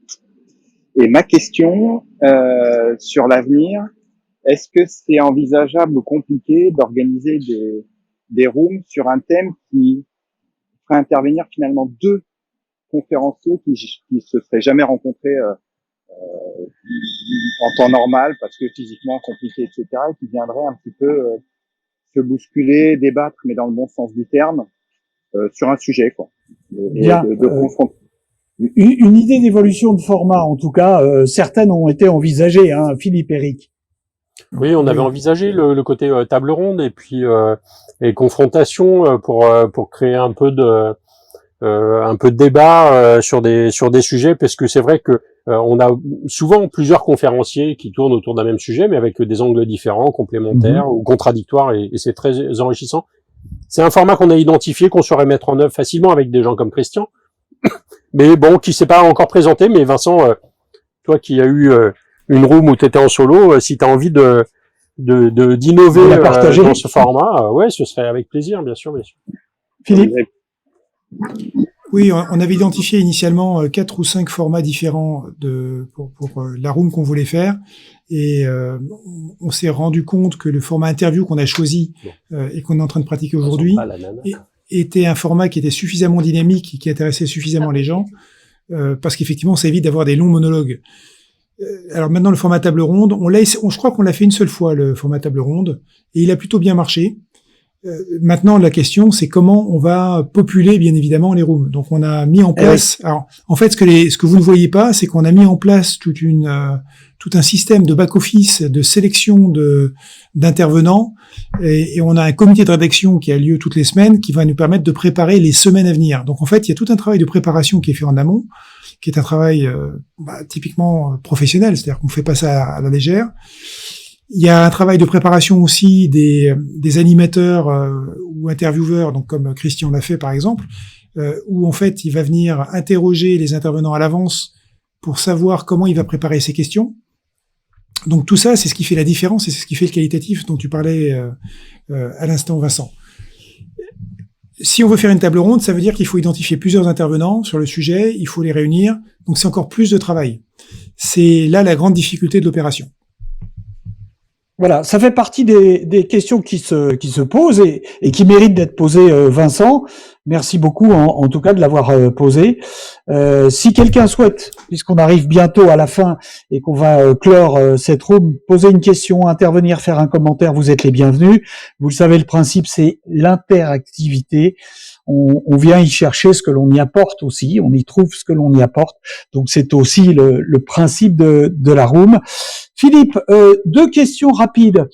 La présidentielle, tu es candidat ou pas? Je veux parler de ta propre réélection, bien évidemment, puisque tu es président de l'AFCP, l'Association française des conférenciers professionnels, et je ne pensais à rien d'autre.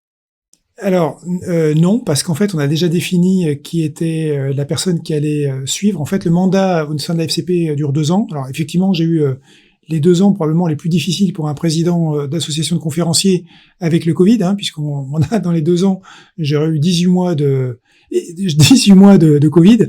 C'est pas compliqué, j'ai pris ma présidence le 14 mars et le 16 mars, on a annoncé qu'on arrêtait tous les commerces non essentiels, si tu veux. Donc toutes les activités non essentielles, dont les conférences. Donc effectivement, je pense que c'était très compliqué.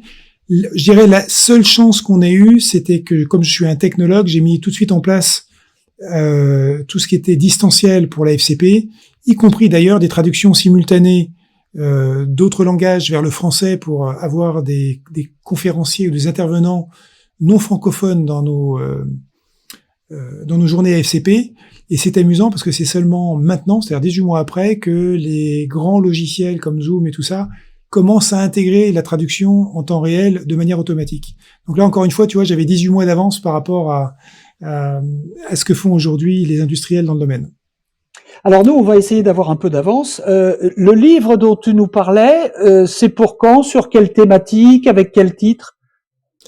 Alors, le titre, il se peut que ce soit le même titre que le titre de cette room, Innover ou agoniser, c'est vous qui voyez. Je suis en train de tester plusieurs titres pour voir lequel va fonctionner. Un autre titre qui peut être, qui est un titre qui peut arriver, c'est l'innovation intégrale. Mais il est moins sexy, tu vois, il est moins, il appelle moins. Il est moins interpellant. Ouais, donc l'innovation intégrale, ça pourrait être peut-être le sous-titre de Innover ou agoniser. Donc on va voir. Ça fait partie. Là typiquement, je vais tester, je vais expérimenter, et je vais le faire d'ailleurs de manière assez étonnante. On aura l'occasion d'en reparler ensemble. Très bien. Eric, nous arrivons à la fin de cette room. Le président de la FCP n'est pas en mesure, ses moyens ne lui permettent pas de pouvoir apposer une conclusion. C'est donc toi, Eric, qui va t'en charger.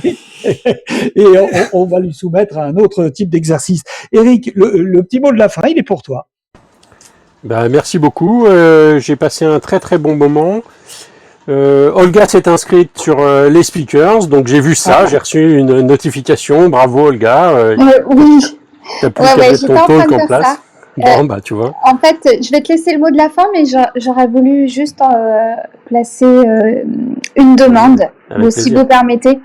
En fait, alors déjà, Philippe, je voulais te dire que je t'ai écouté de bout en bout. Donc déjà, c'est bon signe. Ça veut dire que j'ai pas décroché. Donc j'avais envie de te le dire, de te faire ce clin d'œil que c'était chouette. Mais tu vois, quand j'ai vu le titre Innover ou agoniser, c'est vous qui les voyez. Alors effectivement, je trouve ça très sexy comme titre. J'admire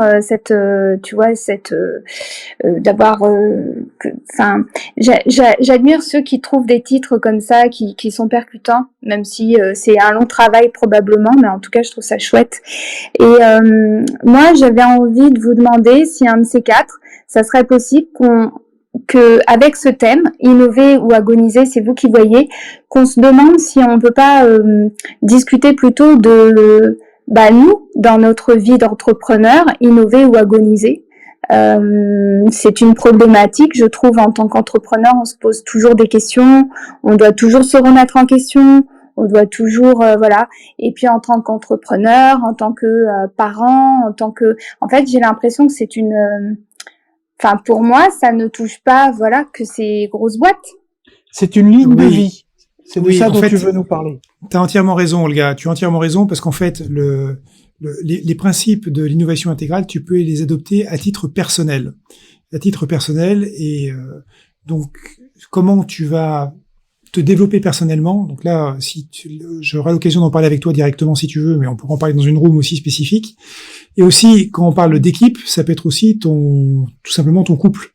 Donc comment tu vas innover dans ton couple pour justement éviter la routine qui peut être aussi mortelle. Et donc c'est une véritable réflexion de fond, c'est un véritable état d'esprit que tu peux avoir aussi bien à titre personnel dans tes relations personnelles que ton activité d'entrepreneur ou dans ton activité de salarié, d'ailleurs, si tu es salarié d'une entreprise. Ce qui n'est pas ton cas, je le sais bien. En tout cas, je trouve ça génial. Moi, en tout cas, ça m'intéresse drôlement. Même quand tu parles de couple, je trouve que c'est encore plus sexy par rapport à un thème. Voilà. Moi, je suis preneuse. Le professeur Philippe Boulanger, sexologue de son état, reçoit sur rendez-vous uniquement. Pourquoi sexologue? Pourquoi tu parles dans cette voie-là directement, Christian? Il n'y a pas que ça dans la vie. Non, bien sûr qu'il y a pas que ça. Mais il y a aussi ça, je suis d'accord. Bon, ça peut aussi éventuellement, dans un couple, on peut supposer que ça pourrait en faire partie. Ne détourne pas le sujet parce que je te tiens par le bout de la barbichette. Innover ou agoniser, ce sera ma dernière question. Tu l'as implémenté dans les entreprises. Est-ce qu'on ne pourrait pas se poser la réflexion d'une manière un peu plus globale. Et je rejoins ce que dit Olga, c'est-à-dire dans nos vies, finalement, innover ou agoniser. Est-ce que l'innovation peut sauver le monde?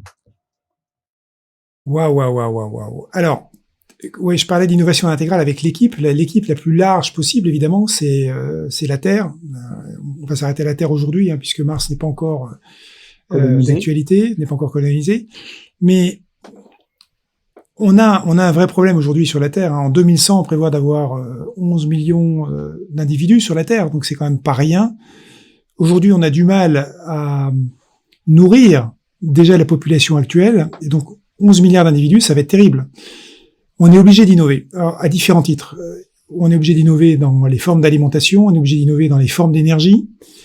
On sait que les ressources naturelles de la Terre ne suffisent pas pour 11 milliards d'individus. Donc si on prend tout ce qui est élevage classique ou culture classique, ça marchera pas. Ça marchera pas pour ces 11 milliards d'individus. Aujourd'hui, on a des entreprises dans le domaine de la food tech ou de l'agritech qui sont en train de changer de manière considérable attends, je suis en train de couper Vincent qui fait du bruit, qui sont en train de changer de manière considérable la manière dont on peut s'alimenter. Donc la dernière que j'ai vue il y a quelques jours, avec des bactéries, permettait de créer des protéines à partir de l'air directement. Pourquoi? Parce que dans l'air on a du CO2, hein, donc le carbone étant un élément absolument critique évidemment pour créer des protéines. On a bien sûr de l'eau, et donc ces protéines-là, ces bactéries-là vont permettre de créer des protéines. De la même manière qu'aujourd'hui, on est capable de créer de la viande hors sol sans utiliser d'animaux. Donc on a d'ailleurs Bill Gates a investi fortement dans une entreprise de ce type-là parce qu'il considère, pas que Bill Gates, aussi Richard Branson, parce qu'il considère qu'effectivement ça fait partie du futur. Et ils ont raison. La viande créée comme ça hors sol, sans animaux, consomme entre 10 et 100 fois moins de ressources par rapport à un élevage classique. Donc, pour faire face au challenge qu'on a aujourd'hui face à cette démographie qui est galopante, il va falloir faire ce genre de choses. Dans le domaine de l'énergie, on est dans la même situation. Les énergies fossiles, on sait, ça va pas le faire. L'énergie nucléaire, c'est pas totalement propre, mais c'est probablement beaucoup mieux que les énergies fossiles. La vraie solution, à mon sens, ça c'est mon point de vue, ça va être les énergies renouvelables de type solaire et éolien qui vont être stockées sous la forme d'hydrogène pour des piles à combustible. C'est-à-dire qu'en fait, on va pouvoir produire de l'énergie stockable et utilisable de manière différente. Donc les voitures électriques qu'on connaît aujourd'hui vont probablement être des voitures à piles à combustible dans un avenir relativement proche. Et d'ailleurs, on a un constructeur français qui a annoncé très récemment une superbe berline qui marche avec une pile à combustible. Donc, tout ça, c'est en marche. Et l'innovation dans ce cadre-là, effectivement, pourrait sauver le monde. À condition, évidemment, que ces 11 milliards d'individus ne créent pas des situations de famine et de guerre ou d'épidémie comme on l'a vu avec le Covid, parce que la Terre ne pourrait pas le supporter. Toutes les guerres qu'on a connues dans le passé, c'était aussi parce qu'on n'avait pas assez de ressources pour des populations et parce qu'il y avait des guerres idéologiques aussi qui pouvaient arriver. Donc tout ça, ça peut être amplifié par le nombre d'individus sur Terre. Donc si on admet que la démographie va continuer, l'innovation peut probablement nous sauver, oui. Merci Philippe, ce sera ton mot de la fin. Merci de nous avoir donné le privilège de faire un peu mieux connaissance avec toi pour ces instants passionnants partagés avec toi. Et demain ça recommence, une nouvelle room à partir de 18h30 avec quelqu'un de très inspirant également, Virginie Delalande. Alors, vous la connaissez vraisemblablement parce que vous avez vu des images de Virginie à la télévision. Et Virginie est sourde de naissance et à force de combat, à force d'innovation aussi, parce que Virginie est toujours là où on l'attend pas. Elle a pris position pour une vie différente qu'elle partagera avec nous demain soir. Le titre de la room de demain soir est le titre du livre de Virginie. Abandonné? Jamais. Bonne soirée et à demain. Merci Christian. Merci à toi. Allez, à bientôt. Merci, bonne soirée. Bye bye. Bonne soirée. Bye.